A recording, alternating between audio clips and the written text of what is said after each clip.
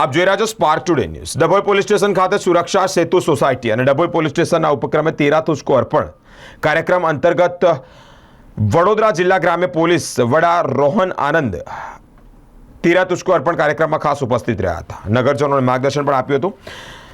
10 જેટલા નાગરિકોના ગુમ થયેલા તેમજ ચોરી થયેલા ફોન પરત આપવામાં આવ્યા છે। સાથે જ 3 તેઓની વાત સાયબર ફ્રોડ ડિજિટલ અરેસ્ટ વિશે માર્ગદર્શન પણ આપવામાં આવ્યું છે। ડીવાયએસપી આકાશ પટેલ, પીઆઈ કેજે ઝાલા સહિતના પોલીસ સ્ટાફ અને નગરના આગેવાનો ઉપસ્થિત રહ્યા હતા।